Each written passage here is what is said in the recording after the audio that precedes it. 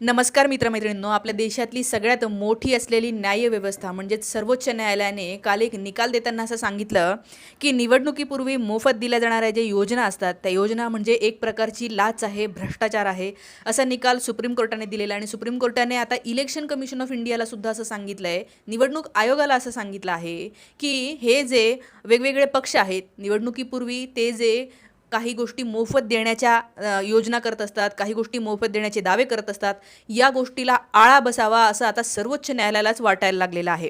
हा मुद्दा काय आहे ते आपण पाहून घेऊया. तर आपल्या सगळ्यांना माहिती आहे, आपल्या भारत देशामध्ये वरपासून खालपर्यंत कुठेही जा, जेव्हा जेव्हा निवडणुका येतात तेव्हा तेव्हा निवडणुकीपूर्वी काही आश्वासनं दिली जातात.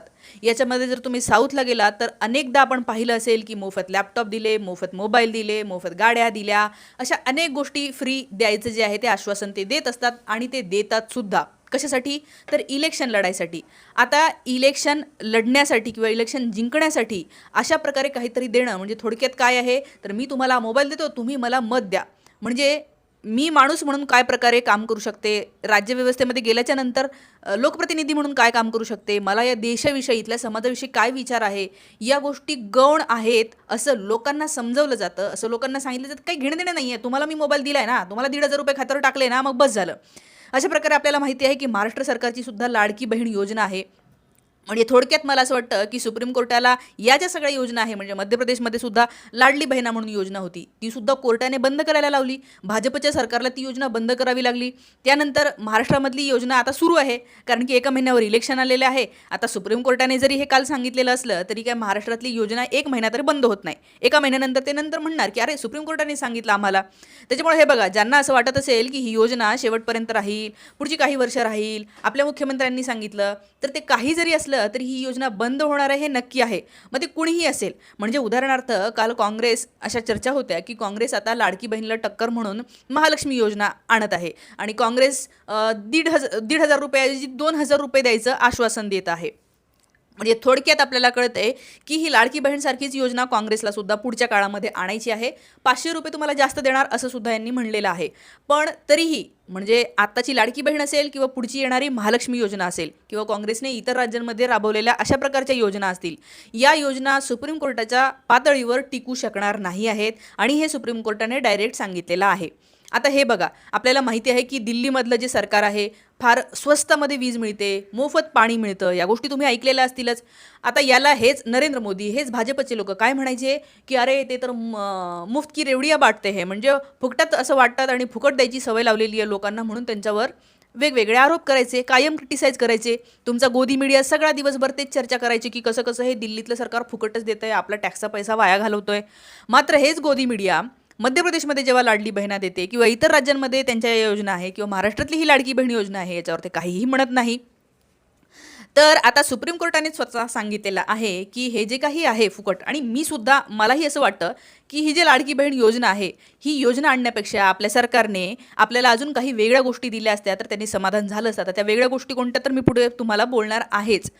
परंतु ही योजना जी आहे ती आता धोक्यात आलेली आहे. थोडक्यात महाराष्ट्राची लाडकी बहीण योजना ही पुढच्या 2 महिन्यामध्ये संपणार आहे असं राज ठाकरेंनी तर सांगितलेलंच आहे. राज ठाकरे म्हणाले की राज्याच्या तिजोरीमध्ये पैसाच नाही आहे. आपल्याला माहिती आहे की राज्य सरकार, आत्ताचे जे राज्य सरकारचे कर्मचारी आहेत त्यांचा पगार द्यायसाठी सुद्धा राज्य सरकारकडे पैसा नाही, ही वस्तुस्थिती आहे. इतकी यांनी तिजोरी खाली करून दिलेली आहे. पुढच्या महिन्यात ते 100% आपल्याला म्हणणार आहेत की आता आमच्याकडे पैसे नाही. सरकार कुणाचंही येऊ द्या, ही योजना टिकू शकत नाही. आता काही बायकांना असं वाटतं, काही महिलांना असं वाटतं अरे बाबा गरिबांना थोडीशी मदत होत आहे तर तुम्हाला काय त्रास झाला, महिलांना एवढं मिळतं आहे, स्त्रियांना मदत कोणी करतं आहे तर तुम्हाला काय त्रास होतो, आमचा तो हक्क आहे, असं वगैरे. असं जर आपल्या महिलांपैकी काही महिलांना वाटत असेल तर मला तुम्हाला हात जोडून हे सांगायचं आहे, मी सुद्धा एक महिला आहे. मला असं वाटतं की आपल्याला कोणीतरी 1,500 रुपये फुकट देणं हा आपला हक्क नाही आहे. आपल्या गॅसच्या सिलेंडरमध्ये गेल्या 5 वर्षामध्ये त्यांनी दर महिन्याला आपल्याला 300 रुपये एक्स्ट्रा द्यावे लागतात. आपण कुठेतरी दूरच्या गावाला गेलो की आपल्याला जे तिकीट एक्स्ट्रा काढावं लागतं, तिकिटाचे भाव वाढलेले आहेत. असं करत करत आपल्या छोट्या छोट्या गोष्टी, तुमच्या लेकरांचे शाळांचे वह्या पुस्तकं किती महाग झाले, 18% टॅक्स घेते सरकार त्याच्यावर. हा जो काही वरचा पैसा आहे ना, म्हणजे ते काढून घेतात दर महिन्याला आपल्याकडून 3,000 रुपये महागाईतून आणि तुम्हाला 1,500 रुपये देतात आणि दाखवतात असं की आम्ही तुम्हाला काहीतरी फ्री दिलेलं आहे. मात्र लक्षात घ्या माझ्या बहिणींनो, आपला हक्क कोणीतरी आपल्याला फुकट काहीतरी द्यावं हा नाही आहे. नागरिक म्हणून आपला हक्क काय आहे माहिती आहे? की बाबा माझ्या राज्यामध्ये आमच्या लेकरा बाळांना शिकायला चांगल्या शाळा असू दे, चांगले कॉलेजेस असू दे, सरकारी कॉलेजेस चांगले असू दे. आपल्याला माहिती आहे सरकारी शाळा, सरकारी कॉलेजेस यांच्यामध्ये फी कमी असते. ही आपण मागणी केली पाहिजे. आपण ज्या रस्त्यांनी जातो ते रस्ते आपल्याला पक्के आणि चांगले असले पाहिजे. आपण दवाखान्यामध्ये आपल्याला प्रायव्हेटमध्ये जावं लागतं, खूप पैसा द्यावा लागतो. पण तेच सरकारी दवाखाने जर चांगले असतील, चांगल्या क्वालिटीचे द्यायला लागतील सरकारी दवाखाने, तर आपल्याला ह्या सगळ्या गोष्टी कराव्या लागणार नाही. त्यामुळे आपला हक्क काय आहे? चांगलं शिक्षण, चांगलं आरोग्य, चांगलं इन्फ्रास्ट्रक्चर आणि आपल्याला राहता यावं चांगलं या वातावरणामध्ये. हा आपला हक्क आहे, तो आपण यांना मागितला पाहिजे. पण या सरकारने काय केलं? हे सगळं महाग केलं. शेतकऱ्यांना शेतमालाला तर भावच मिळत नाही आहे. सोयाबीनला 13,000 भाव होता, आता तो 7,000 सुद्धा नाही आहे. म्हणजे एक काळ असा होता की सोयाबीनला 7,000 भाव होता, 4,000वर सोयाबीन विकावं लागतं, 4-4,500ला. तर अशा प्रकारे आपला वेगवेगळ्या प्रकारे महिन्याला 2-3 हजार रुपये ते काढून घेतात आणि आपल्याला दाखवतात 1,500 रुपये दिले. तर त्यामुळे तुम्ही जे म्हणताय हक्क आहे, तर हे तुम्हाला जे वाटतंय ते खरोखर चुकीचं आहे. हे जे यांचं चाललेलं आहे हे चुकीचं आहे. यांना जर का इतकीच तुमची काळजी असते की नाही महिलांना आम्ही हक्क द्यायला पाहिजे, तर यांनी निवडणुकीच्या 2 महिन्याआधी योजना नसती सुरू केली. यांना जर खरंच काळजी असती ना, तर यांचं सरकार केव्हा आलं होतं? देवेंद्र फडणवीस 2014ला मुख्यमंत्री होते, त्यांनी तेव्हा सुरू केली असती. पण यांना कळलं आत्ताच्या लोकसभेच्या निवडणुकीमध्ये की यांची आपण संख्या 303 वरून 240वर आणली. आता नरेंद्र मोदी हे मेजॉरिटीमध्ये नाही आहे, त्यांना अजून वेगवेगळ्या लोकांची मदत घ्यावी लागली आणि म्हणून आता त्यांना असं भीती वाटायला लागली की अजून आपण खाली येऊ, त्याच्यापेक्षा आपण काहीतरी फ्रीमध्ये देऊ. ज्यांना खरोखर काळजी असती तर त्यांनी आपल्याला आधीच दिलं असतं. त्यामुळे यांना काळजी नाही आहे. हे आत्ता निवडणुका होऊ देतील, आपला वापर करून घेतील आणि एकदा जर काही आपल्या मानगुटीवर बसले ना, तर 5 वर्ष ते उतरत नसतात. बरं, आता समजा ह्याच्यातले लोक जर चांगले असते, यांना खरोखर बाबा आपल्या राज्याची काळजी असती असं जर मला वाटलं असतं, तर मी म्हटलं असतं की ठीक आहे, काहीच हरकत नाही. मात्र आज सत्तेमध्ये बसलेले हे जे 3 लोक आहेत की नाही, यांचे हेतू बिलकुल चांगले दिसत नाही. यांनी फोडाफोडी केलेली आहे, स्वतःचं स्वार्थ, स्वतःची खुर्ची टिकवण्यासाठी अनेक प्रकारच्या गोष्टी केलेल्या आहेत.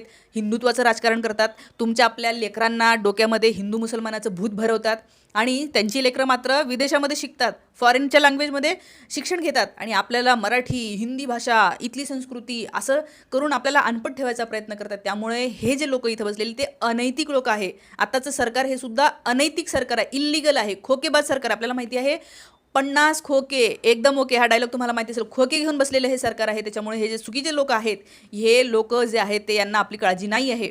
निवडणुकीची यांना काळजी असती तर निवडणुकीच्या तोंडावर त्यांनी काल टोल माफी केली. त्यांना टोल माफ करायचा असता, 4 महिने होते, 6 महिने आधी करायचा होता, पण नाही. बरोबर काल निवडणुका डिक्लेअर झाल्या, त्याच्या 1 दिवस आधी यांनी टोल माफी केली. कशासाठी? निवडणूक जिंकायची आहे त्यांना, म्हणून त्यांनी हे केलेलं आहे. मदरसांमध्ये ते आपल्याला सांगतात की नाही आम्ही कसे हिंदुत्ववाद मांडणारे आहोत आणि बाहेरचे ते उद्धव बाळासाहेब ठाकरे यांना मुस्लिमांनी काही मतं दिली म्हटल्यावर ते काय म्हणतात, त्यांनी व्होट जिहाद केला. आता यांनी काय केलं आहे? मदरशामधल्या शिक्षकांचा पगार वाढवला. कधी? परवाच्या दिवशी वाढवला आहे. 6,000वरून तो पगार 12,000 केला शिक्षकांचा. मुस्लिम शिक्षकांचा पगार 6,000वरून 12,000 केला. म्हणजे मुस्लिम शिक्षकांना जे आहे ते ठीक आहे, त्यांची जर काय हक्क असेल तर तो मिळाला पाहिजे. पण तुम्ही निवडणुकीच्या जाहीर व्हायच्या 1 दिवस आधी जर हे करत असाल, मग तो वोट जिहाद नाही आहे का? म्हणजे ह्या मुस्लिमांनी आपल्याला मतं द्यावी म्हणूनच तुम्ही हे केलेलं आहे. सरळ सरळ तिथे दिसतंय. इतकीच तुमची काळजी असते तुम्हाला, तर तुम्ही याच्या आधीच निर्णय घेतले असते, तिथे आरामात पडून राहिले नसते. तर हे जे काही यांचं दिसतंय हे बिलकुल चांगले दिसत नाही. आणि जर हे असे लोक स्वार्थासाठी काहीतरी बरोबर जेव्हा काम असेल तेव्हाच निर्णय घेत असतील, तर असे लोक चांगले नसतात. ते आपल्या पर्सनल आयुष्यातही चांगले नसतात. जसं तुम्हाला अनेक उदाहरणं आले असतील, अनुभव आले असतील. आणि असेच लोक जे आहे ते आपल्या राज्यव्यवस्थेमध्ये सुद्धा चांगले नसतात. आणि हेच मला असं वाटतं की सुप्रीम कोर्टाने सांगितलेलं आहे.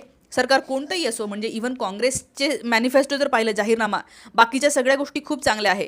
पण हे जे काही फुकट द्यायची जर का त्यांचं धोरण असेल, तर मी असं म्हणेन की त्यांनी ते तसं करू नये, कारण की ते टिकणार नाही आहे. त्याच्यामुळे तुम्हाला जर वाटत असेल की ही लाडकी बहीण योजना टिकणार आहे, तर तुम्ही चुकत आहात. खडखडाट झालेला आहे. तुम्ही वेगवेगळ्या बातम्या बघा, त्याच्यामध्ये खरोखर जे त्या तिजोरीचे पैसे देण्याच्या तिथे जे काही बसलेले असतात, मॅनेज करणारे लोक असतात, इकॉनॉमिक आपलं फायनान्स सगळं मॅनेज करणारे ज्या अधिकारी लोक असतात, त्यांचं स्पष्ट म्हणणं आहे की पैसे नाही आहेत, त्यामुळे तुम्ही आता हे करू नका.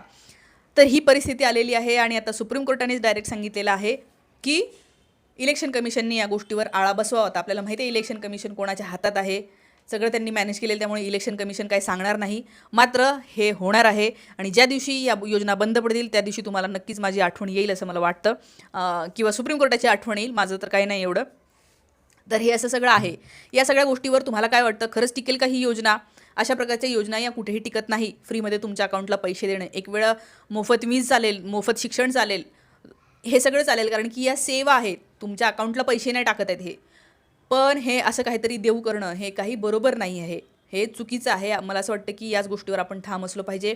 आमच्या लेकरांना रोजगार द्या, शिक्षण चांगलं द्या, आरोग्य चांगलं द्या, इथले रस्ते पक्के करा आणि तरच आपण त्या लोकांना मत करू. मात्र आपल्याला माहिती आहे यांचे प्रत्येक रस्ते फुटतात, खड्डे पडतात, पुलच काय तुटतात. अशा प्रकारे जर ढिसाळ आणि ढगाळ काम करणारे असतील तर आपण यांना निवडून नाही दिलं पाहिजे. शिवाजी महाराजांचा पुतळा पडू कसं काय शकतो? खूप मोठा पैसा खाल्लेला आहे.